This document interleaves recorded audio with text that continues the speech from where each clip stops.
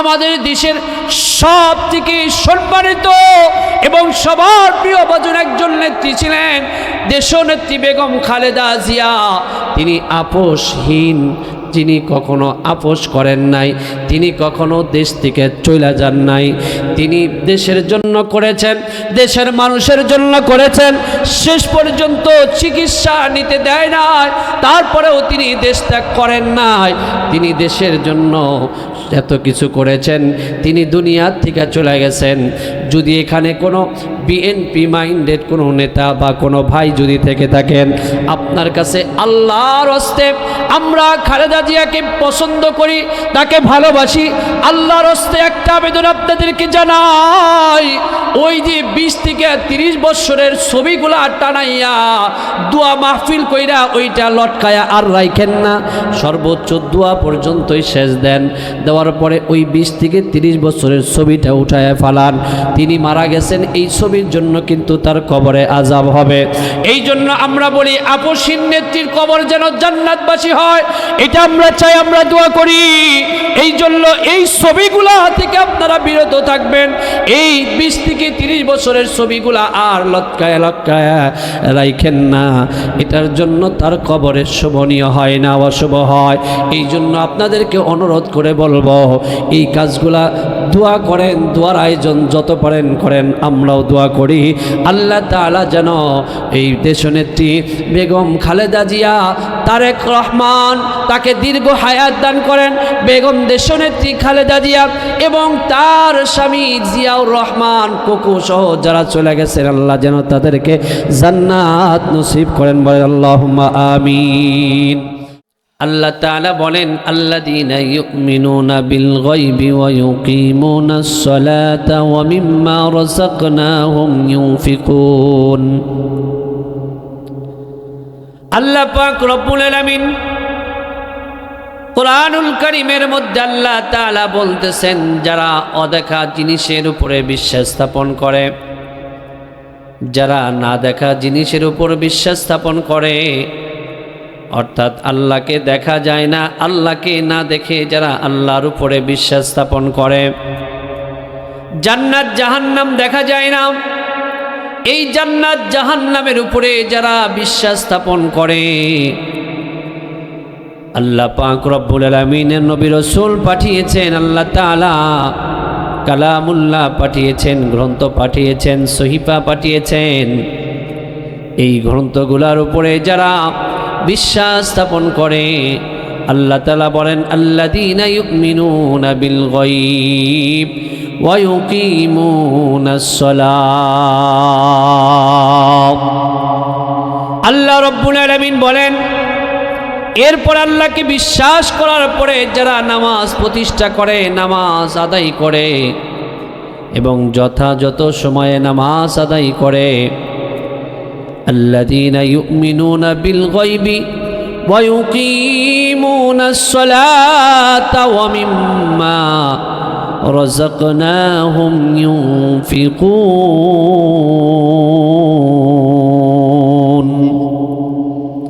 আল্লাহ তাআলা বলেন, এখানে মুমিনের জন্য দুইটা গুণ আল্লাহ তাআলা বর্ণনা করলেন। এক নাম্বার, যারা আল্লাহকে না দেখে যারা আল্লাহকে বিশ্বাস করে, এরাই হলো মুমিন, এরাই হলো ঈমানদার।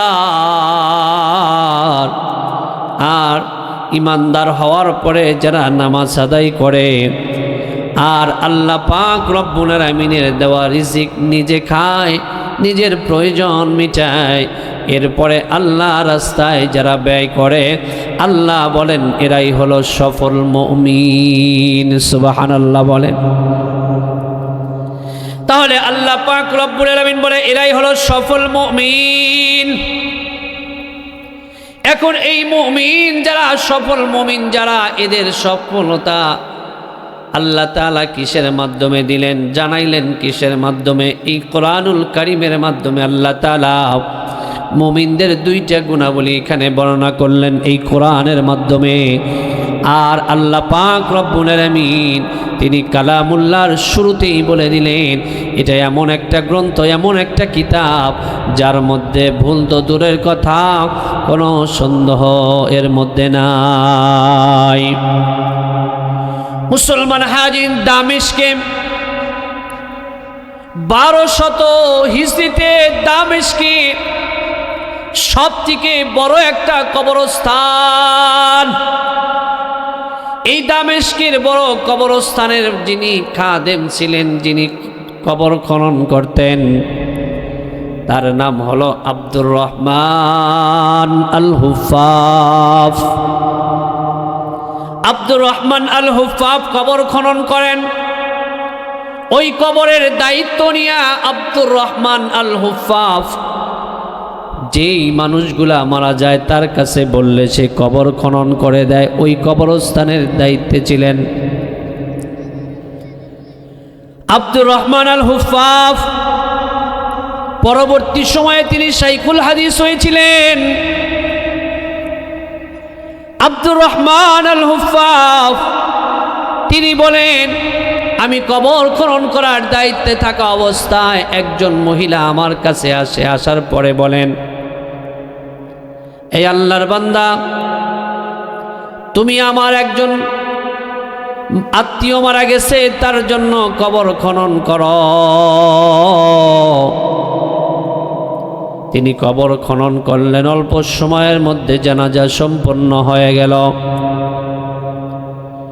জানাজা সম্পন্ন হওয়ার পরে বলে, জানাজা নামাজে অল্প সংখ্যক লোক ছিলেন।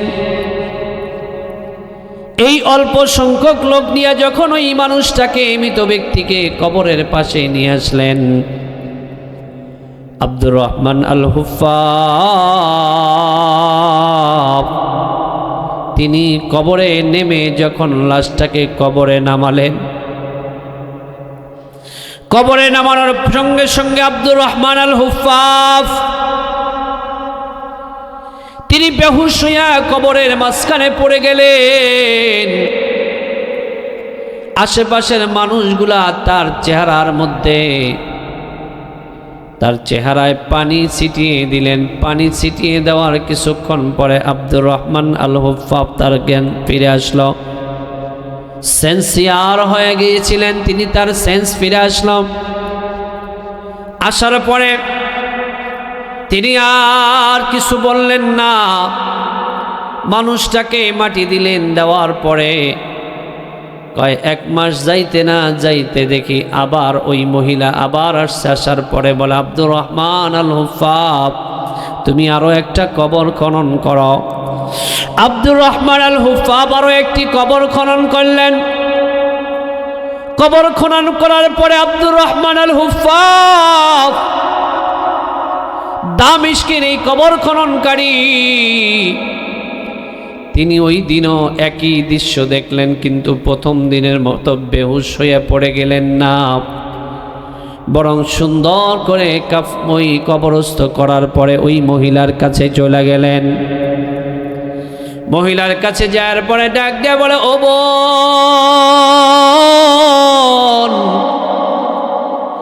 তুমি বলো, এই যে 2 জন মানুষকে কবরস্থ করলাম, এরা তোমার কি হয়? দামেস্কের কবর খননকারী যুবক ডাক দিয়ে বলে, তোমার কি হয়? এ মুসলমান, আমরা তো শুধু জবান দিয়ে পড়ি, মিনহা খলাকনাকুম ওয়া ফিহা নুঈদুকুম ওয়া মিনহা নুখরিজুকুম তারাতান উখরা। অনেক মানুষ আমরা আছি শুধু এই আয়াতে কারিমা পড়ি পড়ি আর মাটি দেই, কিন্তু আয়াতে কারিমার কি অর্থ এটা আমরা অনেকেই জানি না। মিনহা খলাকনাকুম আল্লাহ জানায়, এই বান্দা বান্দিরা, যেই মাটি আজকে তুমি কবরে দিচ্ছ, এই মাটি থেকেই কিন্তু তোমাকে আমি আল্লাহ তাআলা সৃষ্টি করেছি। মিনহা খলাকনাকুম, তোমাকে এই মাটি থেকেই আমি সৃষ্টি করেছি। ওয়া ফিহা নুঈদুকুম, আবার তোমাকে এই মাটির মধ্যেই তোমাকে রাখা হচ্ছে। ومنها نخرجكم تارة أخرى। ও বান্দা বান্দি, আবার তোমাকে আমি আল্লাহ পাক রব্বুল আলামিন এই মাটি থেকে আবার তোমাকে আমি আল্লাহ তাআলা উঠাবো। তোমার কাছে ফেরেশতা আসবে, তোমার কাছে জিজ্ঞেস করবে, দুনিয়ায় পরীক্ষার জন্য পাঠাইছিলাম, আমি মালিক পরীক্ষার প্রশ্ন তোমাদেরকে প্রকাশ করে দিয়েছিলাম, সেটা আজকে তোমাকে পরীক্ষা নেওয়া হবে। ও বান্দা, তুমি যদি পরীক্ষায় উত্তীর্ণ হও তাহলে আল্লাহর জান্নাত, আর উত্তীর্ণ না যদি হতে পারো তাহলে আল্লাহ পাকের জাহান্নামে তোমাকে দেওয়া লাগবে। এ মুসলমান হাজিরিন, আব্দুর রহমান আল হুফাব ডাক দিয়ে বলল, বোন, এই যে দুইজন মানুষকে কবরস্থ করলাম, এই দুইজন মানুষ তোমার কি হয়? মহিলা এবার ডাক দিয়ে বলে, ও আল্লাহর বান্দা, শুনো, তুমি আমার এই প্রশ্নগুলা কইরা আমার ব্যথাগুলাকে আর তুমি বাড়াইয়া দিও না। যুবক আব্দুর রহমান আল হুফাব বারবার ডাক দিয়ে বলে, বোন তুমি একটু বলো না। এবার ওই মহিলা ডাক দিয়ে বলে, আল্লাহর বান্দাগুলা, তুমি যখন প্রথম দিন যেটাকে মাটি দিয়েছো ওটাও আমার ছেলে, 1 মাস পরে যাকে কবরস্থ করেছে সেও আমার সন্তান। আব্দুর রহমান আল হুফাব ডাক দিয়ে বলে, ও বোন, বলো তোমার সন্তানগুলা কি কাজ করতো? আব্দুর রহমান আল হুফাব তার কথা শুনে ওই মহিলাটা কান্দে আর বলে, কেন তুমি জানতে চাও? বলে, ও বোন, যেদিন তুমি প্রথম আমার কাছে গিয়েছিলে, আমি যখন কবর খনন করেছি, কবরে খনন করার পরে আমি যখন কবরে নেমেছি, নামার পরে যখন তোমার সন্তানটাকে কবরে রেখেছি, কেউ দেখে নাই, কিন্তু আমি যেটা দেখেছি কেউ সেটা দেখে নাই। কি দেখেছ? ওই সন্তানের মা ডাক দিয়ে বলে, কি দেখেছ? ডাক দিয়ে বলেন, ও আল্লাহর বান্দা, শোনো, আমি দেখলাম তোমার সন্তানকে কবরে রাখার সঙ্গে সঙ্গে ওই কবরটা প্রশস্ত হয়ে গেল, আর আমি দেখলাম কবরটা একটা জান্নাতের বাগানে পরিণত হয়ে গেল। সুবহানাল্লাহ বলে। মুসলমান হাজিরিন, আব্দুর রহমান আল হুফাব ডাক দিয়ে বলেন, ও বোন, আমি দেখলাম দুইজন মানুষ দুইটা ঘোড়ার উপরে সর হইয়া তোমার সন্তানের কাছে আসলো। তোমার সন্তানের কাছে আসার পরে তারা দুইজনে তোমার সন্তানটারে ঘোড়ায় উঠাইয়া তারা ওই জান্নাতের বাগানের ভিতরে তোমার সন্তানটাকে নিয়ে গেল, যা আমি কোনোদিন দেখি নাই। প্রথম দিন দেখার পর আমি সেন্সিয়ার হইয়া পড়ে গেলাম। সুবহানাল্লাহ। মহিলা এবার ডাক দিয়ে বলে, আব্দুর রহমান আল হুফাব, প্রথম যাকে তুমি কবর দিয়েছ সে ছিল একজন কোরআন পড়নেওয়ালা, সে ছিল একজন হাফেজে কোরআন। ওই হাফেজে কোরআন মারা যাওয়ার পরে আমি তোমাকে কবরে রাখতে বলেছি। এবার আব্দুর রহমান আল হুফাব ডাক দিয়ে বলে, দ্বিতীয় জন কে হয়? সে তোমার কি ছেলে? সে কি করতো? বলে, সে হয়তো আমার সন্তান, সে কাঠমিস্ত্রির কাজ করত, সারাদিন কাঠমিস্ত্রির কাজ করত, করার পরে ওই ছোট ভাইয়ের জন্য যা কিছু প্রয়োজন ওই ভাই ব্যবস্থা করে দিত। সুবহানাল্লাহ বলেন। আব্দুর রহমান আল হুফাব তিনি চোখের পানি ফেলে ফেলে কান্দেন আর ডাক দিয়া বলেন, ও বোন, শুনো, তোমার ছোট্ট সন্তানটা ছিলেন কোরআন পড়নেওয়ালা, আর তোমার বড় সন্তানটা ছিল কোরআন পড়নেওয়ালার খাদেম। এই জন্য প্রথম সন্তানকে আমি যেমনটি দেখেছি, দ্বিতীয় সন্তানকে আমি তেমনটি দেখেছি, দ্বিতীয় সন্তানটাও দেখেছি। কবরটা একটা জান্নাতের বাগান হয়ে গেল। দুইজন মানুষ ঘোড়ার উপর সওয়ার হইয়া আসলো, আর তোমার সন্তানকে নিয়ে তারা চলে গেল। সুবহানাল্লাহ বলেন। কোরআন পড়নেওয়ালা এমন দাম, কোরআন পড়নেওয়ালার এমন দাম, কোরআনকে যারা সহযোগিতা করে তাদেরও এমন দাম।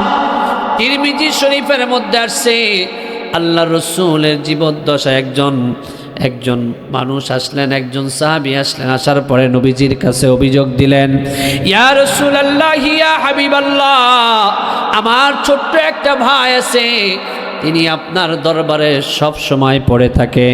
ইয়া রাসূলুল্লাহ, ইয়া হাবিবাল্লাহ, তিনি সব সময় আপনার মজমায় পড়ে থাকে।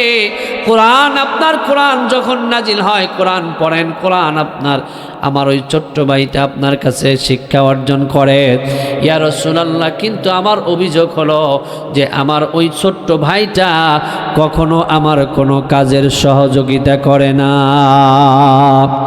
আল্লাহর নবী সরকারে দো আলম নবী মুহাম্মদুর রাসূলুল্লাহ সাল্লাল্লাহু আলাইহি ওয়াসাল্লাম ডাক দিলেন, এই আমার সাহাবী শুনো, আল্লাহ পাক রব্বুল আলামিন তুমি যে অভিযোগ নিয়ে আসছো যে তিনি কাজ করে না, তুমি যা ইনকাম করো ওই ইনকাম থেকে তোমার ছোট ভাই তা ভক্ষণ করে। আল্লাহ রসুল সরকারে দো আলম নবী ডাক দিয়ে বলেন, এই আমার সাহাবী শুনো, ওই ছোট্ট সাহাবীর ইলম অন্বেষণের বদলতে আল্লাহ তাআলা তোমাকে রিজিক আমার আল্লাহ তাআলা দেয়। আল্লাহ তাআলা কি করেন? বলে তোমার ওই ছোট্ট ভাইটা আমার মজমায় পড়ে থাকে, দ্বীন ইসলাম শিক্ষা করার জন্য এখানে পড়ে থাকে, ওর উসিলায় আল্লাহ তাআলা তোমাকে রিজিক দান করে। এটা হলো কোরআন পড়নেওয়ালাদের দাম, কোরআন পড়নেওয়ালার মূল্য। এ মুসলমান বাবারা, এরকম ভাবে যদি আরো বললে আরো অনেক ঘটনা আছে যা আপনাদেরকে বলতে পারবো, ঘন্টা হয়ে যাবে, ঘন্টার পর ঘন্টা শুধু কোরআন পড়নেওয়ালাদের মর্যাদা সম্পর্কে আপনাদেরকে শোনাইতে পারবো। আল্লাহর নবী বলেন, খায়রুকুম মান তাআল্লামাল কুরআনা ওয়া আল্লামা। আল্লাহ রাসূল সরকারে দো আলম নবীজি বলেন, দুনিয়ার মধ্যে আসমানের নিচে জমিনের উপরে ওই মানুষগুলাই সর্বোত্তম যারা কোরআনুল কারীম নিজেরা মুখস্থ করে, নিজেরা নিজেরা পড়ে এবং পড়ায়। আল্লাহর নবীজি বলেন এরা হলো সর্বশ্রেষ্ঠ মানুষ। মুসলমান হাজির, আল্লাহ পাক রব্বুল আলামিন আমাকে আপনাকে দুনিয়ার মধ্যে মুমিন হিসেবে পাঠাইলেন। মুমিনের কাজ কি? মুমিনের কাজ হলো নেক কাজ করা, নামাজ পড়া, আল্লাহ রিজিক থেকে নিজে খাওয়া, আল্লাহ রিজিক থেকে আল্লাহ রাস্তায় কিছু ব্যয় করা। আল্লাহ তাআলা, আল্লাহ পাক রব্বুল আলামিন মুমিনদের এই গুণগুলো আল্লাহ তাআলা বলেছেন, নামাজ আদায় করো, তোমাকে যেই রিজিক দিয়েছি তা থেকে তুমি ব্যয় করো। এ মুসলমান হাজির, নেক কাজ করলে আর নেককার মানুষগুলোর সাথে মোহাব্বত রাখলে কি হয়? নেক কাজ করলে অথবা নেক কাজ করনেওয়ালাদের সাথে সম্পর্ক রাখলে কি হয়? এই মুসলমান, নেককার মানুষ কারা? নামাজ পড়ে যারা, মিথ্যা বলে না যারা, হারাম উপার্জন করে না যারা, হালাল উপার্জন করে, হালাল পথে ব্যয় করে যারা, নেককার মানুষ হলো তারা। নেককারদের মোহাব্বত করলে কি হয়? কি হয়? সূরা কাহাফ নামক একটা সূরা আছে 15 পারার মধ্যে। এই সূরা কাহাফের একটা ঘটনা আপনাদেরকে সংক্ষেপে আমি শোনাই। আল্লাহ পাক রব্বুল আলামিন এই সূরা কাহাফের মধ্যে আল্লাহ তাআলা একটা ঘটনা আল্লাহ তাআলা বর্ণনা করেছে। আসহাবে কাহাফ নামে একটা ঘটনা আল্লাহ পাক রব্বুল আলামিন বর্ণনা করেছেন। সেখানে তাফসীর কারকেরা লিখেছেন, বলেছেন আসহাবে কাহাফের যেই ঘটনা লিখেছেন, ওই যুগে যেই বাদশা ছিলেন তিনি ছিলেন একজন খোদা দাবিদার বাদশা ছিলেন। তার এলাকায় তার রাজত্বর মধ্যে কেউ তাকে খোদা ছাড়া অন্য কাউকেই খোদা বলতে স্বীকার করতে পারত না। কিন্তু আল্লাহ পাক রব্বুল আলামিন এই 7 জন যুবকের মধ্যে আল্লাহ তাআলা ঈমান নামক দৌলত দিয়েছিলেন। সুবহানাল্লাহ বলেন। এই 7 জন মানুষকে আল্লাহ তাআলা ঈমান নামক দৌলত দিলেন। ঈমান নামক দৌলত পাওয়ার পর আল্লাহ পাক রব্বুল আলামিনের এই 7 জন যুবক ওই রাজা ওই বাদশাহ যখন ঘোষণা দিয়েছেন এই রাজত্বের মধ্যে আমি ছাড়া কেউ অন্য কাউকে রব বলে মানতে পারবে না, এই 7 জন যুবক আস্তে আস্তে করে করে একটা গাছের নিচে জমায়েত হয়ে গেলেন। জমায়েত হওয়ার পরে এক যুবক আর এক যুবককে ডাক দিয়ে বলেন, এই যুবক তুমি এই গাছের গোড়ায় কেন আসলা? যুবক ডাক দিয়ে বললেন, এই গাছের গোড়ায় এসেছি আমি একটা উদ্দেশ্য নিয়ে, যে আমি আর এই রাজত্বতে থাকতে চাই না, এই দেশে আর থাকতে চাই না।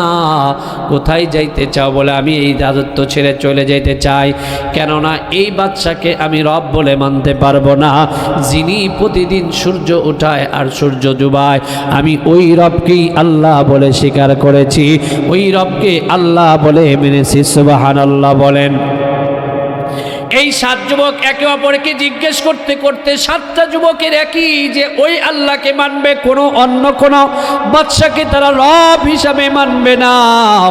এ মুসলমান হাজির, এবার যখন এই 7টা যুবক যখন সিদ্ধান্ত নিলেন, বাদশা জেনে ফেললেন, জেনে ফেলার পরে এই 7 যুবককে যখন জমা করলেন, এ মুসলমান হাজিরিন, এবার এই 7 যুবকের বাবাদেরকেও তারা বাদশা একত্রিত করলেন।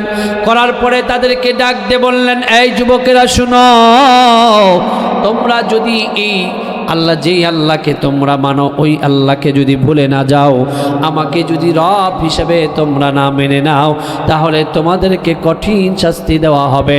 আল্লাহ পাক রব্বুল আলামিনের এই বান্দাগুলা ডাক দিয়ে বললেন, বাদশা নামদার, আপনি আমারে যতই কষ্ট দেন না কেন, আপনি আমাদেরকে যতই আঘাত করেন না কেন, আপনি আমাদের জীবন যদি নিয়ে যান, তারপরেও এই কালেমা, ওই আল্লাহ তাআলাকে আমরা ভুলে যাব না, ওই আল্লাহ তাআলাকে আমরা ভুলে থাকব না। এবার আল্লাহ তাআলার এই 7 জন বান্দাকে, আল্লাহ তাআলার এই 7 জন বান্দাকে বাদশা 3 দিন সময় দিলেন। তোমরা যুবক মানুষ হয়তো বুঝতেছো না, 3 দিন তোমাদেরকে বোঝার জন্য সুযোগ তোমাদেরকে দিয়ে দিলাম। এই 3 দিন বোঝার পরে তোমরা বলবা ঈমান কার প্রতি আনবা? আমার প্রতি না, ওই গায়রুল্লাহর প্রতি আনবা। আল্লাযীনা ইউমিনুনা বিল গায়ব, ওই গায়বের প্রতি ঈমান আনবা না, আমার প্রতি ঈমান আনবা। এই 7 জন যুবক এবার চলে যাওয়ার পরে এই যুবকদের পিছে পিছে একটা কুকুর এই 7 জন যুবককে মহব্বত করতে শুরু করলো। এই 7 জন যুবক যেই দিকে যায়, কুকুরটাও সেই দিকে যায়। এই 7 জন মানুষ যেদিকে যায়, এই 7 যুবক যেদিকে যায়, কুকুরটাও সেদিকে যায়। এবার এই 7 জনে একটা গুহার মধ্যে, পাহাড়ের গুহার মধ্যে তারা পালিয়ে গেলেন। যাওয়ার পরে আল্লাহর কাছে দোয়া করলেন, রব্বুল আলামিন, এখন যদি বাদশা আমাদেরকে খুঁজে পায়, তাহলে সে তো আর আমাদেরকে জীবিত রাখবে না। আল্লাহ, আপনার আশ্রয় গ্রহণ করি, আল্লাহ আপনার আশ্রয় থাকতে চাই। আল্লাহ, আপনি আমাদেরকে আপনি আশ্রয়ে রাখেন। আল্লাহ পাক রব্বুল আলামিন এই যুবকদেরকে 1 দিন না 2 দিন না, 1 বছর না 2 বছর নয়, আল্লাহ তাআলা 309 দিন পর্যন্ত ওই গুহার মধ্যে আল্লাহ তাআলা এই 7 যুবক এবং কুকুরটাকে এমন করে রেখেছিলেন, তাদের কানের মধ্যে আল্লাহ পর্দা দিয়ে দিয়েছিলেন, তারা কানে শুনতো না। চোখের মধ্যে আল্লাহ ঘুম দিয়ে দিয়েছিলেন, তারা এমন ঘুম ঘুমিয়েছিলেন যে এরা 309 বছর পরে ওই গুহার মধ্যে থেকে আল্লাহ তাআলা 309 বছর পরে যখন এদের ঘুম ভাঙছে, ঘুম ভাঙার পরে তারা তারা দেখে 309 বছর আগে যেমন দুনিয়া দেখেছিল এমন তার দুনিয়া নাই, সব চেঞ্জ হয়ে গেছে, সব পরিবর্তন হয়ে গেছে। পরিবর্তন হয়ে যাওয়ার পরে তাদের কাছে যেই সামান্য টাকা ছিল এগুলো নিয়ে তারা বাজারে গেছে। বাজারে যাওয়ার পরে বলছে এই টাকাগুলো তো অচল হয়ে গেছে, এই টাকা তো আজ থেকে 309 বছর আগে চলতো, এখন আর চলে না। আল্লাহ পাক রব্বুল আলামিন নেককারদেরকে কেমন ভাবে সাহায্য করেন, আর নেককারদেরকে যারা ভালোবাসে আল্লাহ তাআলা আসহাবে কাহাবের সাথে এই যে 7 জনের সাথে একটা কুকুর ছিল, এই কুকুরটা এই 7 জনকে মহাব্বত করার কারণে এই কুকুরটা শুধুমাত্র নেককার যুবকদের সহযোগিতা আর তাদেরকে মহাব্বত করার কারণে এই কুকুরটাও আল্লাহর জান্নাতে যাবে। সুবহানাল্লাহ বলেন। এ মুসলমান হাজির, তাহলে নেককারদের সাথে সংস্পর্শ রাখা রাখবে। এ মুসলমান হাজিরিন, হাফেজ মাওলানা নূর মোহাম্মদ তিনি অত্যন্ত সুন্দর একটা কথা কিন্তু আপনাদেরকে বলেছেন।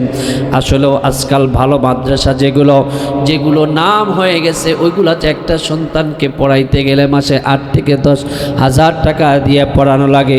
ওই সমস্ত মাদ্রাসাগুলোতে এতিম বাচ্চাদেরকে পড়ানো হয় না। এ মুসলমান, কিন্তু তার আবেগটা বড় চমৎকার, তিনার আবেগটা বড় চমৎকার। তিনি এত সুন্দর একটা কথা আপনাদেরকে বলেছেন। তিনি এইখানে ইয়াতীম অসহায়দেরকে তিনি পড়ানোর জন্য মনস্থ করেছেন। আল্লাহ যেন তার মনের নেক বাসনাকে যেন আল্লাহ তাআলা পূরণ করে দেয়, বলেন আমিন। মুসলমান হাজির, আমার এই মাইকের আওয়াজ যতদূর পর্যন্ত যাচ্ছে, এই গৌরীশ্বরের মানুষেরা আপনাদের পায়ে হাত রেখে বলি, এই কোরআনের পাখিদেরকে মহাব্বত করবেন, কোরআনের পাখিদেরকে আপনারা ভালোবাসবেন।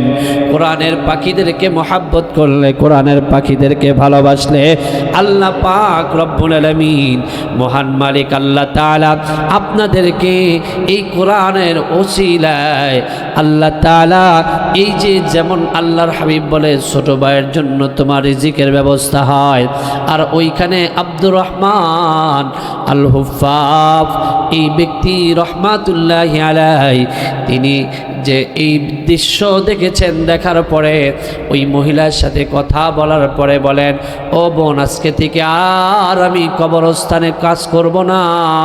তিনি সব থেকে বড় দামেস্কের মসজিদে চলে গেলেন। যাওয়ার পরে ইমাম সাহেবকে ডাক দিয়ে বললেন, হুজুর আমি আপনার কাছে এসেছি। হুজুর ডাক দিয়ে বলেন, কেন এসেছেন?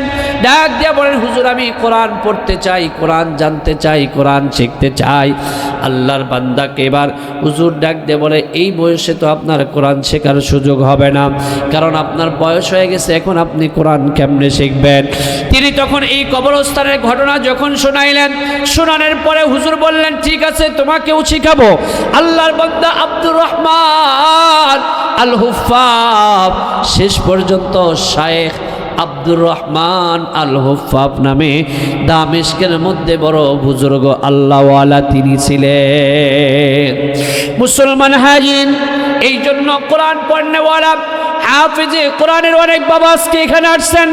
একজন বাবা হাত ধরে ডাক দিয়ে বললেন, হুজুর আমার সন্তানটার জন্য দোয়া করবেন, ওর মা নাই।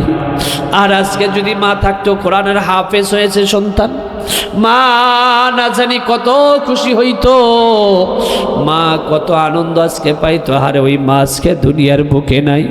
আমি আপনিও একদিন চলে যাব, আমার আপনার কবরে মানুষ মাটি দিবে। মিনহা খলাকনাকুম ওয়া ফিহা নুঈদুকুম ওয়া মিনহা নুখরিজুকুম তারাতান উখরা। একদিন আপনাকে আমাকে মাটি দিয়া চলে আসবে, একদিন সবাই আপনার আমার রেখে চলে আসবে। হয়তোবা 3 দিনের দিন, অথবা 7 দিনের দিন, অথবা 40 করে। আসলেও এই 3 দিনা 5 দিনা 40 দিন কোন নির্ধারণ করে খাওয়ানো, এইটাই ঠিক না। খাওয়াইলে এমনি খাওয়ান, 3 দিনের দিন খাওয়াইতে হবে, এটা মনে করে খাওয়ানো ঠিক না। 7 দিনের দিন খাওয়াইতেই হবে, এইটা মনে করে খাওয়ানোটা ঠিক না। 40 করতেই হবে, সুদের উপর টাকা আইনেও করতেই হবে, এটা ঠিক না, না জায়েজ।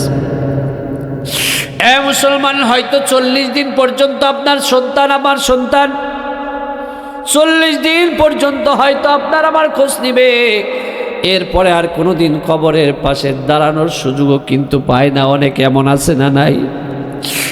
মুসলমান হাজিরিন, এই জন্য বলি মা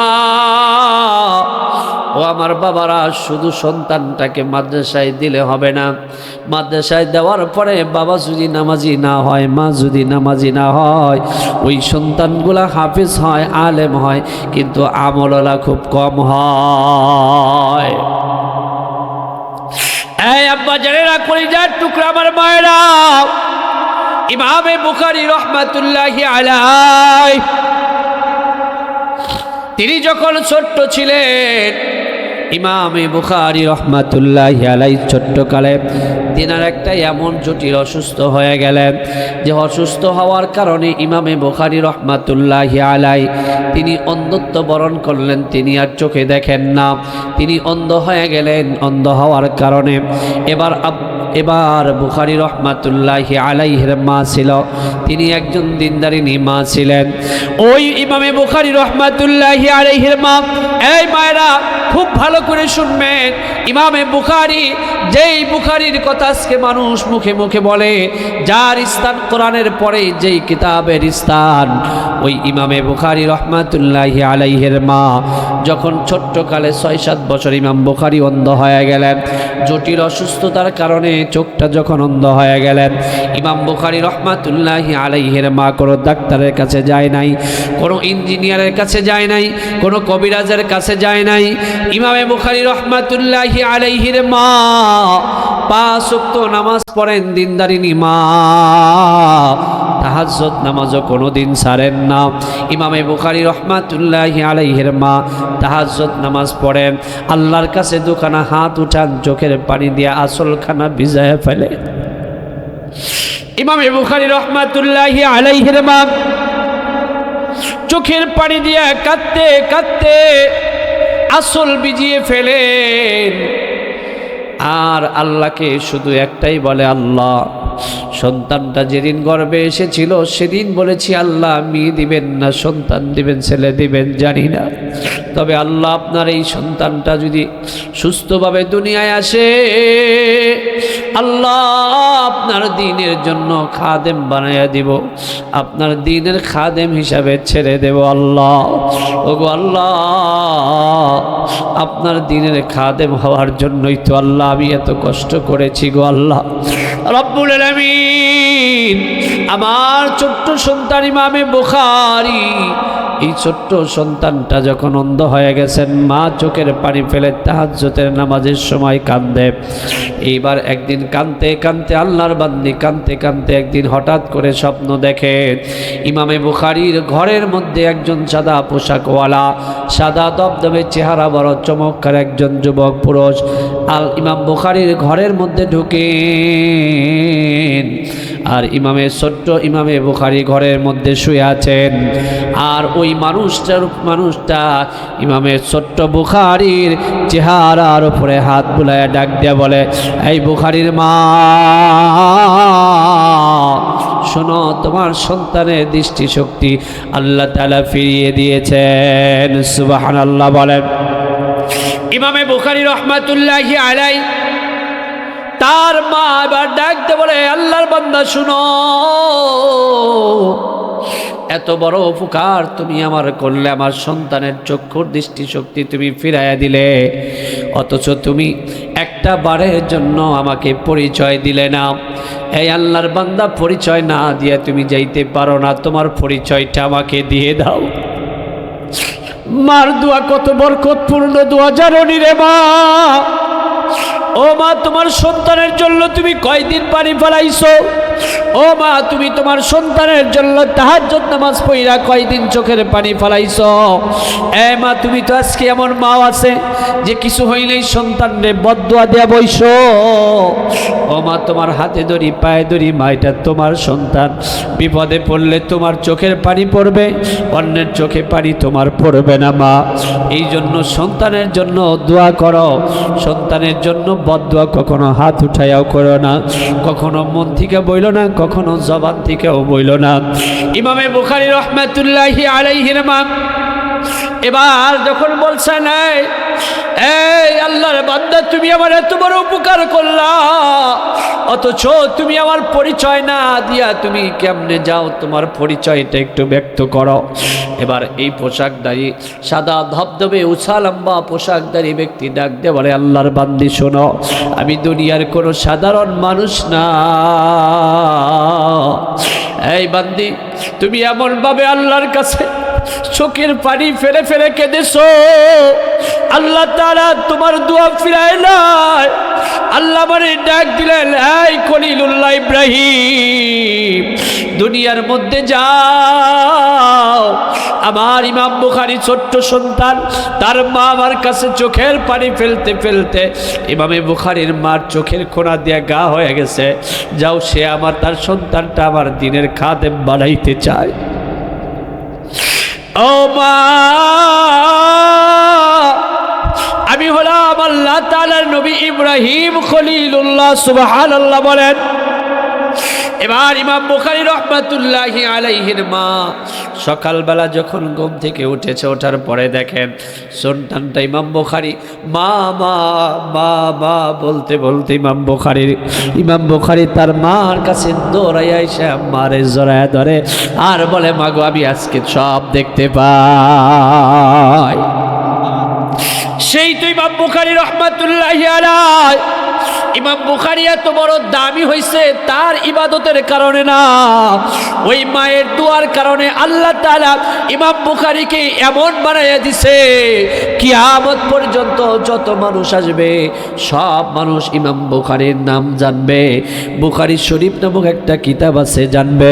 আল্লাহ শুধু ইমাম বুখারীকেই কবুল করেন নাই, বরং আল্লাহ পাক রব্বুল আলামিন ইমাম বুখারী যেই গ্রন্থটা লিখলেন, যেই কিতাবটা লিখলেন, ওই কিতাবটাকেও আল্লাহ তাআলা এমনভাবে কবুল করলেন যে আল্লাহ তাআলা সারা দুনিয়ার মধ্যে বুখারী শরীফ নামক একটা কিতাব যা সবার কাছেই গ্রহণযোগ্য। মুসলমান হাজিরিন, সাধারণ মানুষের মধ্যে যেমন হিংসা থাকে, তেমনি কিছু ওলামায়ে কেরামদের মধ্যেও হিংসা থাকে। একজন আরেকজনকে দেখতে পারে না, এমন আছে না নাই? ইমাম বুখারী রহমাতুল্লাহি আলাইহির যুগেও এমন ছিল। ইমাম বুখারীকে এক জায়গা থেকে দাওয়াত দিয়েছেন শত শত আলেম ইমাম বুখারীকে দাওয়াত দিয়েছেন। এর মধ্যে থেকে 10 জন আলেম ইমাম বুখারীর এই এত বড় আলেম, তারা 10 জনইটা সহ্য করতে পারে নাই, তাদের কাছে এটা ভালো লাগে নাই। ইমামে বুখারী রহমাতুল্লাহি আলাইহি যখন ওই দাওয়াতে গেছেন, এই 10 জন বিচক্ষণ আলেম ছিলেন, তারা প্রত্যেকজনে 100 করে হাদিস ইমামে বুখারীকে ভুল সনদে শোনাইয়াছেন। ইমাম বুখারী শুধু শুনেন, একজন পড়ার পরে বলেন, হুজুর আমাদের হাদিসটা ঠিক আছে কিনা একটু বলবেন। ইমাম বুখারী কিছুই বলেন না, শুধু শুনতেছেন। এরকম করে 10 জন আলেম 100 করে হলে 1000 হাদিস তারা ভুল সনদে ইমামে বুখারী রহমাতুল্লাহি আলাইহিকে শোনাইছেন। ভুল সনদে, সনদ উল্টা কইরা শোনাইছেন। শোনার পরে ইমাম বুখারী রহমাতুল্লাহি আলাইহি কেমন মেধার অধিকারী ছিলেন, মার দোয়া কেমন ভাবে আল্লাহ তাআলা কবুল করেছিলেন।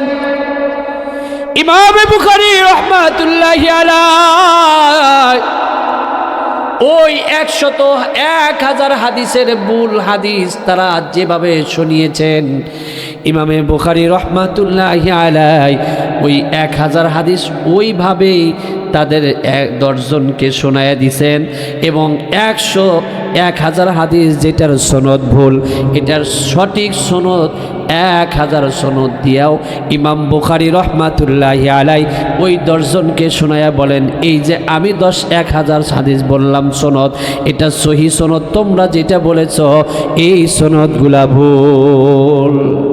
1000 হাদিস শুধুমাত্র একবার শুনছে, শোনার পরে আবার তাদেরকে শোনায় দিয়েছেন, ভুলটা ভুল প্রমাণ করিয়েছেন এবং সঠিকটাও আবার বলে তাদেরকে শোনাইয়েছেন। ইমাম বুখারী এমন মেধাওয়ালা ছিলেন, শুধুমাত্র ওই মায়ের দোয়ার কারণে।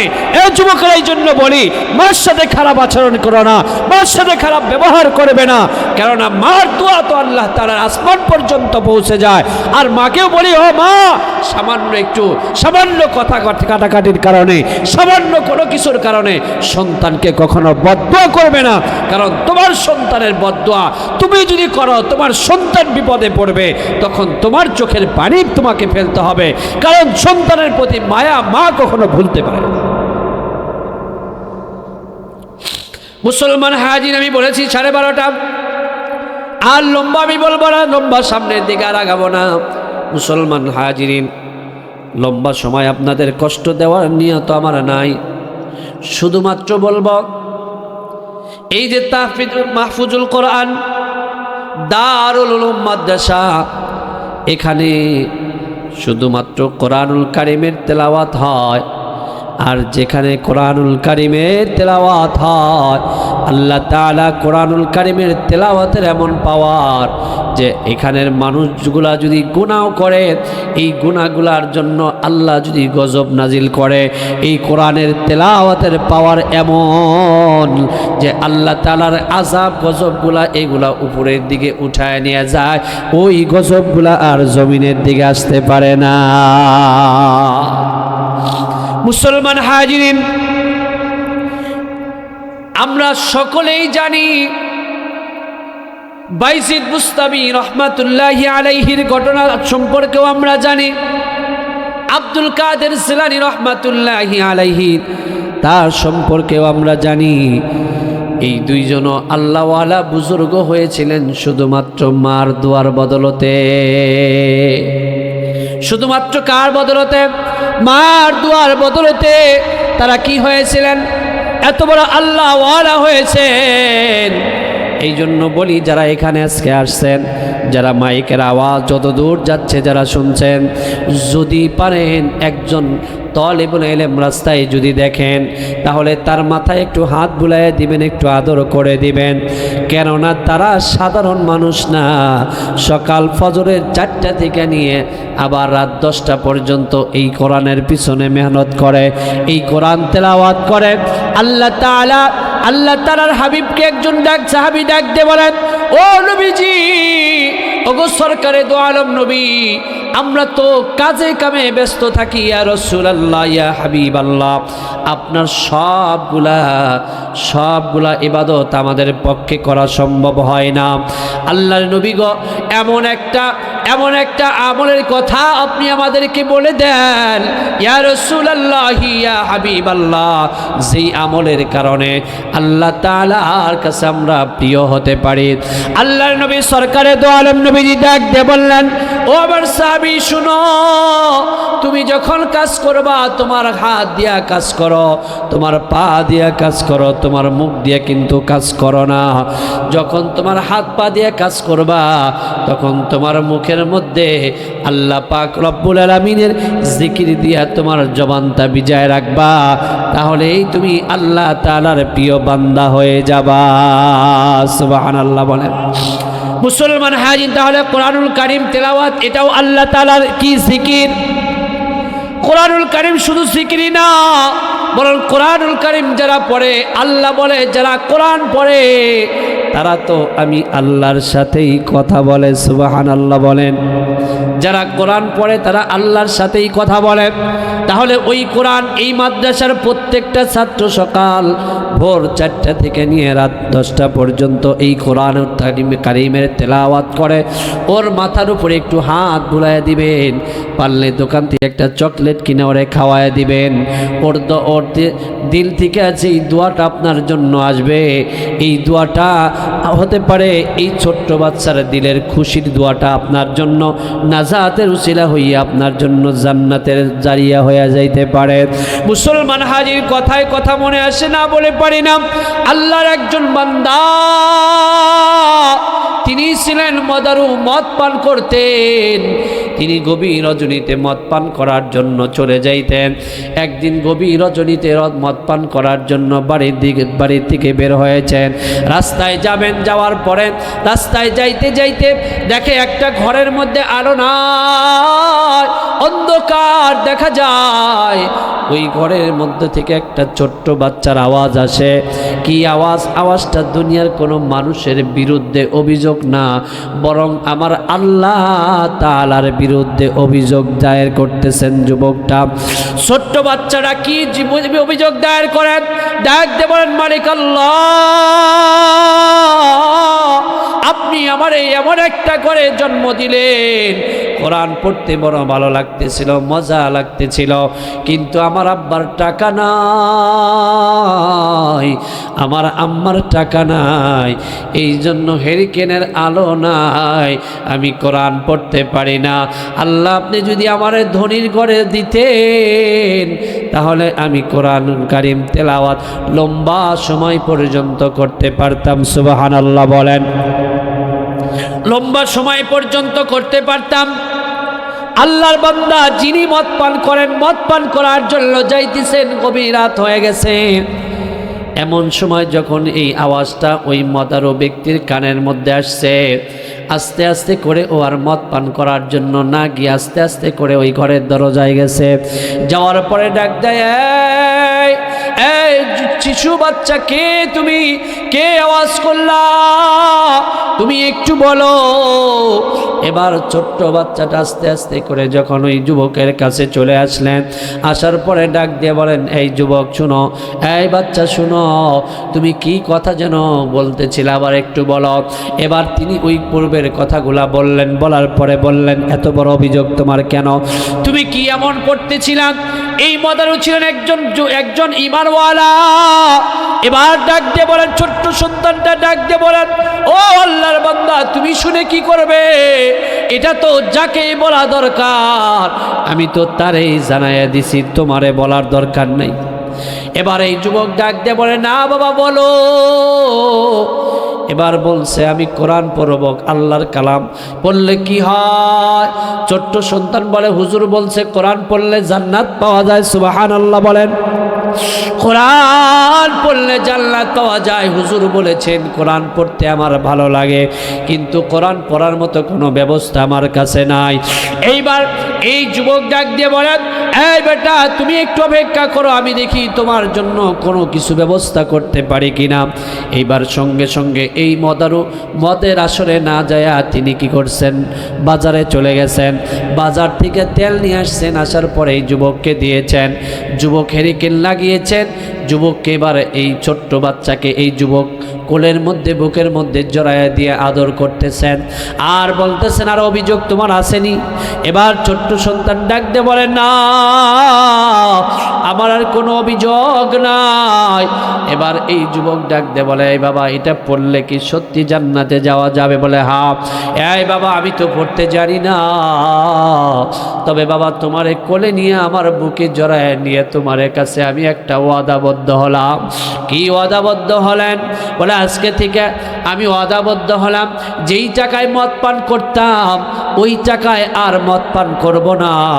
আজকে থেকে প্রতিদিন ওই মদের টাকা দিয়া তোমার কোরআন কারীম তেলাওয়াত করার জন্য আমি টাকা দিয়ে যাব। তুমি কোরআন পইরা জান্নাতে গেলে আমি তোমার সহযোগিতা কইরাও যেন তোমার জান্নাতে যাইতে পারি। মুসলমান হাজির, এবার যখন আল্লাহর বান্দা রাতের বেলা যখন এই যুবক যখন তেল কিনা বাড়ির থেকে চলে গেছে, রাতের বেলায় আল্লাহর বান্দা দুনিয়ার থেকে বিদায় নিয়ে গেলেন। এবার সকালবেলা মসজিদের ইমাম সাহেব বলে আমি জানাজা করব না, কারণ এই লোকটা মদ পান করতো, এই লোকটার জানাজা করব না। যারা মানুষ দোয়ায় তারা বলে এই যুবকের আমরা দোয়াবো না, তার শরীরে আমরা হাত লাগাবো না। যেহেতু মাইক দিয়া বলবে না, ধোয়ানিওয়ালা ধোয়াবে না, তাহলে জানাজাও তো কেউ করবে না।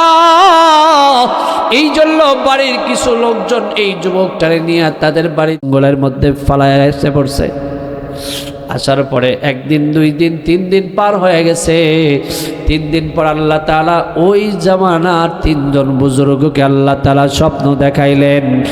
এই যুবকেরা ভালো করে শুনেন, আব্বা জানেরা, পর্দানিশীন আমার মা বোনেরা ভালো করে শুনেন। 3 দিন পরে 3 জন আল্লাহওয়ালাকে আল্লাহ তাআলা স্বপ্ন দেখাইলেন। কি স্বপ্ন দেখাইলেন? আল্লাহ তাআলা বললেন, এই আমার পাগল পারা বান্দা, তোমরা এখানে বসে বসে আমার ইবাদত বন্দেগী করো, অথচ আমার এক আশিক, আমার এক পাগল পারা বান্দা ওই জঙ্গলের মধ্যে 3 দিন যাবৎ পড়ে আছে। জলদি করে যাও, ওই যুবককে নিয়ে ধোয়ানের ব্যবস্থা করো, আর তাকে সুন্দর করে জানাজা করে তাকে কবরস্থ করার ব্যবস্থা করো। সুবহানাল্লাহ। আল্লাহর বান্দা যখন 3 জনকে আল্লাহর বান্দাকে স্বপ্ন দেখাইলেন ফজরের নামাজের পরে, 3 জনেই ওই জঙ্গলের মধ্যে চলে গেলেন। একজন আরেকজনকে জিজ্ঞেস করে, এত সকালে আপনি এখানে কেন? বলে রাতের বেলায় স্বপ্ন দেখেছি আল্লাহর এক মাহবুব পিয়ারা বান্দা মইরা পইরা আছে, তার জানাজা দিতে বলছে। আর একজন বলে আমি তো একই স্বপ্ন দেখেছি। 3 জন বুজুর্গ বলে আমি একই স্বপ্ন দেখেছি। এবার এই 3 জন আল্লাহওয়ালা, এই 3 জন আল্লাহওয়ালা লাশটা নিয়ে যখন এলাকায় আসছে, বলেন তো দেখি ওই এলাকার মধ্যে এবার আলোড়ন সৃষ্টি হবে কি হবে না? যার জানাজাই করবে না, যাকে ধোয়াবে না, যার কথা মসজিদের মাইকে এলান করবে না, অথচ তাকে 3 জন আল্লাহওয়ালা পীর বুজুর্গ তিনারা নিয়ে আসছেন ধোয়ানির জন্য, জানাজা করার জন্য, কবরস্থ করার জন্য। এবার আলোড়ন সৃষ্টি হয়ে গেছে। সব এলাকার থেকে, আশেপাশ থেকে মানুষ, এত পরিমাণ মানুষ জানাজায় হয়েছে যে জানাজা জায়গা দেওয়ার মতো জায়গা নাই। এইবার ওই বুজুর্গরা ডাক দিয়ে বলতেছেন, আপনারা এই যুবককে কেন ফেলে দিয়েছিলেন? এবার সবাই বলেন, হুজুর শুনেন, এই যুবকটা প্রতিনিয়ত মদ পান করতেন, আর রাত্রিবেলা মদ পান করে ওইখানে বেহুশ হইয়া পড়ে থাকতেন। ভালো কাজ তার জিন্দেগিতে আমরা দেখি নাই, কিন্তু আপনারা বলতেছেন আল্লাহ তাআলা স্বপ্ন দেখাইছে। কেন দেখাইছে জানি না। এবার ওই জানাজার মধ্যে সবাইকে উদ্দেশ্য করে বললেন, আপনাদের মাঝে কেউ যদি এমন কোনো ভালো কাজ দেখে থাকেন যেই কাজের কারণে হয়তো আল্লাহ তাআলা মাফ করে দিয়েছেন, এইবার আস্তে আস্তে করে ওই ছোট্ট সন্তান যাকে রাতের বেলা কেরাসিন তেল কিনে দিয়েছিলেন কোরআন পড়ার জন্য, কোরআন তেলাওয়াত করার জন্য, ওই ছোট্ট সন্তান এসে বলে আমি একটু লাশটাকে দেখতে চাই। লাশটাকে দেখার পরে দেখে এ তো সেই যুবক যেই যুবক রাত্রিবেলা কেরাসিন তেল কিনা দিয়েছে। এবার ডাক দিয়ে বলেন, উপস্থিত হাজিরিন শুনেন, এই যে যুবক যাকে আপনারা এখন নিয়ে আসলেন, আজ থেকে 3 দিন আগে আমি যখন কোরআন পড়তেছিলাম, আর আমার কোরআনুল কারীমের কোরআন পড়তে গিয়ে হেরিকেনের কেরাসিন তেল শেষ হওয়ার পরে এই যুবকটা মদ পান না কইরা আমারে কেরাসিন তেল কিনে দিছে। আর কেরাসিন তেল কিনে দেওয়ার পরে আমাকে বুকে জড়াইয়া বলছে, বাবারে জিন্দেগিতে আর কোনোদিন মদ পান করব না। ও বাবা, তুমি বলেছ এই কোরআন পড়লে জান্নাতে যাওয়া যায়, এই কোরআন পড়লে সুপারিশ পাওয়া যায়, এই কোরআন পড়লে যদি সুপারিশ পাওয়া যায়, কোরআন পড়ার জন্য যারা সহযোগিতা করবে তাদেরকেও আমার আল্লাহ তাআলা কি করবেন? এই কোরআনের সুপারিশের উসিলায় মাফ করবেন। এইবার এইবার বলেন, এই যুবক আমারে কিনে দেওয়ার পরে বলছে আর জিন্দেগিতে মদ পান করবে না। এই যুবক মদের টাকা দিয়া প্রতিনিয়ত আমাকে কোরআনুল কারীম পড়ার জন্য কেরোসিন তেল কিনে দিবে। হয়তোবা আল্লাহ তাআলা এর উসিলায় আল্লাহ তাআলা এই যুবকটারে মাফ করে দিয়েছে। তাহলে এই যে কোরআনুল কারীমের খেদমত করার কারণে আর তওবা করার কারণে, এক নাম্বার তিনি খেদমত করেছেন, দুই নাম্বার তিনি কি করেছেন, তওবা করেছেন যে খারাপ কাজ আর সে জিন্দেগিতে করবে না। খারাপ কাজের টাকা, যেই টাকা দিয়ে খারাপ কাজ করতেন ওই টাকা দিয়ে কোরআনের সহযোগিতা করবেন। শুধুমাত্র দুইটা কাজ করার কারণে আল্লাহর কাছে প্রিয় হয়ে গেছেন, আল্লাহর কাছে প্রিয় হয়ে গেছেন। আল্লাহ তাআলা যাদের মানুষ যাকে ফেলে দিয়েছেন, আল্লাহ তাদের বুজুর্গ ব্যক্তিদেরকে স্বপ্নে দেখায় তাকে নিয়ে এসে জানাজা করে আল্লাহ তাআলা জানাজার ব্যবস্থা করতে পারেন। এই জন্য মুআজ্জাজ হাজিরিন, এই সমস্ত মাদ্রাসাগুলা কোরআন পড়লে ওয়ালাদের মহাব্বত করা, উলামায়ে ইকরামের মহাব্বত করা, আলেমদের মহাব্বত করা, তালিবুল ইলমদের মহাব্বত করা, তালিবুল ইলমের মহাব্বত করলে আল্লাহ তাআলা ওই সন্তানের মহাব্বতের কারণে কোরআনুল কারীম পড়ে, এই জন্য তাকে মহাব্বত করেন। আর এই জন্যই আল্লাহ তাআলা এই সন্তানকে মহাব্বত করার কারণে আপনার জান্নাতের রাস্তাটা আল্লাহ সহজ করে দেবে।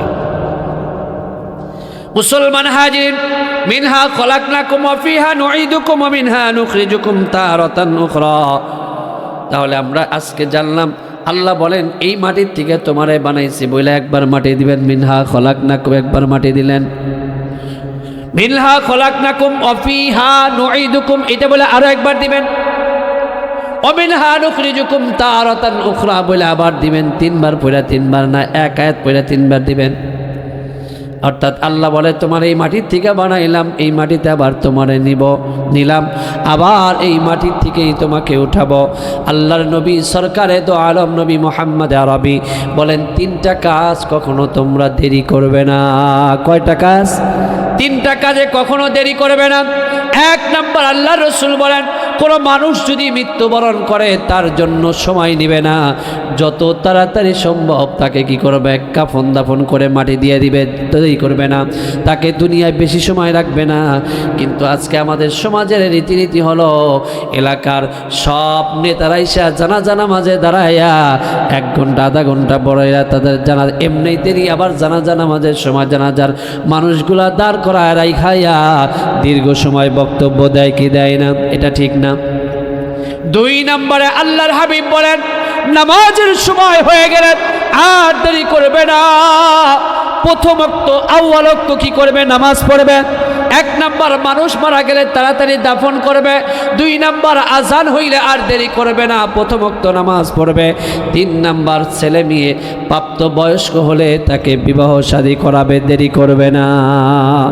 এই তিনটা কাজ তাড়াতাড়ি করতে বলছেন। আলীকে ডাক দিয়ে বলেছেন, ও আলী, এই তিনটা কাজ তুমি দ্রুত করবে এবং এই তিনটা কাজ যেন আমার উম্মতেরা তাড়াতাড়ি করে। এক নাম্বার, মানুষ মারা গেলে তাড়াতাড়ি যেন দাফন করে। দুই নাম্বার, আজান হইলে ওক্ত আসলে আর যেন দেরি না করে। তিন নাম্বার, ছেলে মেয়ে প্রাপ্ত বয়স্ক হইলে তাকে যেন বিবাহ করায়। আল্লাহ পাকের হাবিব এই তিনটা কাজ আমাদেরকে তাড়াতাড়ি করতে বলেছেন। আমরা এই তিনটা কাজ তাড়াতাড়ি করব। নামাজ সবার আগে আগে যাব, আজান দেওয়ার সঙ্গে সঙ্গে মসজিদে যাব, আজান দেওয়ার সঙ্গে সঙ্গে মসজিদে যাওয়ার পরে আজান দিয়া মসজিদে গেলাম, নামাজ পড়লাম, আউয়াল ওয়াক্ত নামাজ পড়লাম। আল্লাহ রসুল বলে যারা আউয়াল ওয়াক্ত গুরুত্ব দিয়ে নামাজ আদায় করবে, নামাজ তাদেরকে সুপারিশ কইরা জান্নাতে নিয়ে যাবে। আর নবীজি বলেন তিনটা কাজ করলে আমার আল্লাহ খুশি হয়। এখানে তিনটা কাজ আল্লাহ তাআলা রসুল তাড়াতাড়ি করতে বললেন। অন্য হাদিসের মধ্যে আল্লাহ রসুল বলেন তিনটা কাজ তোমরা করলে আল্লাহ খুশি হয়। এক নাম্বার, নবীজি বলেন যখন তোমরা মসজিদে যাওয়ার পরে যখন ইমাম মুয়াজ্জিন সাহেব আজান দেয়, সঙ্গে সঙ্গে দাঁড়াইয়া তোমরা পায়ের গোড়ালি দেখে দেখে নামাজের কাতার সোজা করবে। এই নামাজের কাতার সোজাকারীদেরকে আমার আল্লাহ আরশে আজিম থেকে দেখেন, আর আল্লাহ তাআলা খুশির তাড়নায় মুস্কি করে হাসি দেয়। সুবহানাল্লাহ বলেন। নামাজের কাতার সোজা করলে যখন পায়ের গোড়ালি দেখে কাতার সোজা করে, আল্লাহ তাআলা আরশে আজিম থেকে তাকায়া দেখেন আর হাসেন, খুশি হয়ে। দুই নম্বরে আল্লাহর রসুল বলেন দুই নম্বরে আল্লাহ রসুল সরকারে দো আলম নবীজি বলেন, যখন কোনো মানুষ দুনিয়ার ভাই বোন আত্মীয় স্বজনদের দরজা বন্ধ হয়ে যায়, দোকানদারের দরজা বন্ধ হয়ে যায়, অফিস আদালত বন্ধ হয়ে যায়, সব কিছু বন্ধ হয়ে যায়, গভীর রজনীতে কিছু আল্লাহর মাহবুব পিয়ারা বান্দা বান্দিগুলা উঠে আর আরামের ঘুমটাকে ফেলে দিয়া সুন্দর করে ওযু করে তাহাজ্জুদের নামাজের জন্য।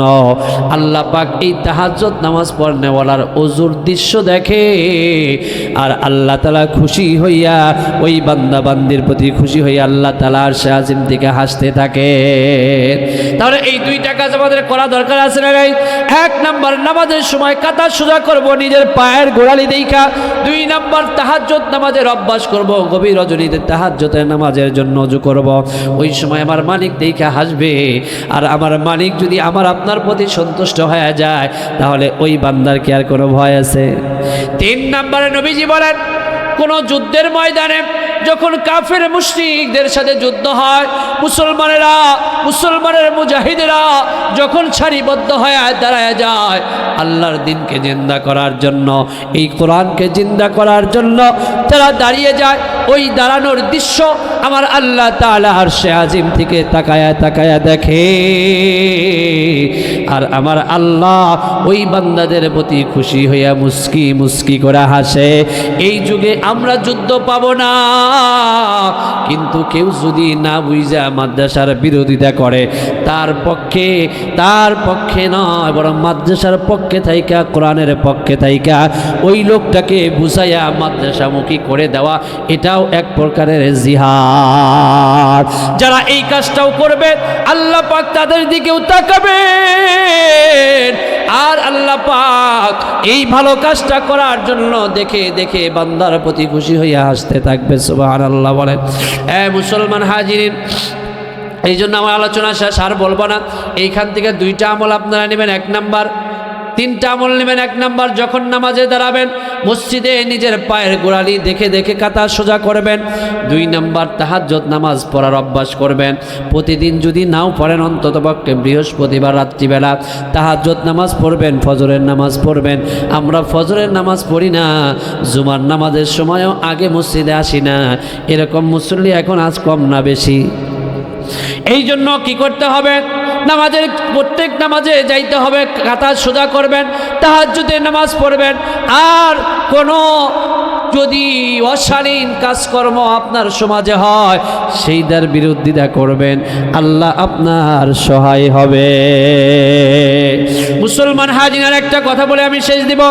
আমাদের দেশের সব থেকে সম্মানিত এবং সবার প্রিয় বাজন একজন নেত্রী ছিলেন দেশনেত্রী বেগম খালেদা জিয়া। তিনি আপোষহীন, তিনি কখনো আপোষ করেন নাই, তিনি কখনো দেশ থেকে চলে যান নাই। তিনি দেশের জন্য করেছেন, দেশের মানুষের জন্য করেছেন। শেষ পর্যন্ত চিকিৎসা নিতে দেয় নাই, তারপরেও তিনি দেশ ত্যাগ করেন নাই। তিনি দেশের জন্য এত কিছু করেছেন, তিনি দুনিয়ার থেকে চলে গেছেন। যদি এখানে কোনো বিএনপি মাইন্ডেড কোনো নেতা বা কোনো ভাই যদি থেকে থাকেন, আপনার কাছে আল্লাহর হস্তে আমরা খালেদা জিয়াকে পছন্দ করি, তাকে ভালোবাসি, আল্লাহর হস্তে একটা আবেদন আপনাদেরকে জানাই। ওই যে 20 থেকে 30 বছরের ছবিগুলা টানাইয়া দোয়া মাহফিল কইরা ওইটা লটকায়া আর রাইখেন না, সর্বোচ্চ দোয়া পর্যন্তই শেষ দেন। দেওয়ার পরে ওই 20 থেকে 30 বছরের ছবিটা উঠায় ফালান। তিনি মারা গেছেন, এই ছবির জন্য কিন্তু তার কবরে আযাব হবে। এই জন্য আমরা বলি আপোষহীন নেত্রীর কবর যেন জান্নাতবাসী হয়, এটা আমরা চাই, আমরা দোয়া করি। এই জন্য এই ছবিগুলা থেকে আপনারা বিরত থাকবেন। এই 20 থেকে 30 বছরের ছবিগুলা আর লটকায়া রাইখেন না, এটার জন্য তার কবরে শোভনীয় হয় না, অশুভ হয়। এই জন্য আপনাদেরকে অনুরোধ করে বলবো, এই কাজগুলা দোয়া করেন, দোয়ার আয়োজন যত পারেন করেন, আমরাও দোয়া করি আল্লাহ তাআলা যেন এই দেশনেত্রী বেগম খালেদা জিয়া তারেক রহমান তাকে দীর্ঘ হায়াত দান করেন। বেগম দেশনেত্রী খালেদা জিয়া এবং তার স্বামী জিয়াউর রহমান কোকো সহ যারা চলে গেছেন, আল্লাহ যেন তাদেরকে জান্নাত নসিব করেন, বলেন আল্লাহুম্মা আমিন। মুআজ্জাজ মুহতারাম, শেষ আলোচনা শেষ। এই কথাটা এই জন্য বললাম কারণ আমরা তার ভালো চাই, তার ছবিটা তার কবরে যেন আযাব না হয়, এটার থেকে বিরত থাকার জন্য যারা শুনতেছেন আপনাদের কাছে করজোরে বিনয়ের সাথে বলবো এই কাজগুলা বন্ধ করেন। হ্যাঁ, তার জন্য দোয়া যত বেশি করতে পারেন করেন, অন্তত পক্ষে এই ছবিটা তারপরে এটা ফেলে দেন অথবা সুন্দর করে হেফাজত করে রেখে দেন, এটা টানায় রাখেন না, কারণ এর জন্য তার কবরে আযাব হইতে থাকবে। মুআজ্জাজ হাজিরিন, আমার ভাই হাফেজ মাওলানা মুফতি আল আমিন ফয়েজি অত্যন্ত চমৎকার আলোচনা করেছেন আপনাদের মাঝে, অত্যন্ত সুন্দর আলোচনা করেছেন এবং আলহামদুলিল্লাহ এই মাদ্রাসায় আপনারা যেভাবে দান করেছেন, আপনাদের দান দেখে আমি খুশি হয়েছি। আপনাদের এই মাদ্রাসার প্রতিষ্ঠাতা পরিচালক হাফেজ মাওলানা নূর মোহাম্মদ সাহেব উনিও অত্যন্ত খুশি হয়েছেন। আল্লাহ এই এলাকার প্রতি, এই এলাকার মানুষের প্রতি, এই এলাকার মা বোনদের প্রতি আল্লাহ সুবহানাহু ওয়া তাআলা যেন আল্লাহ তাআলা তার খাস রহমত নাজিল করেন। সকলেই বলেন আল্লাহুম্মা আমিন। এখন মোনাজাত হবেন আমার ভাই কামরুল হাসান কমল ভাই, ডেপুটি জেনারেল ম্যানেজার, উনি অত্যন্ত পরিশ্রমী মাদ্রাসার জন্য করেছেন।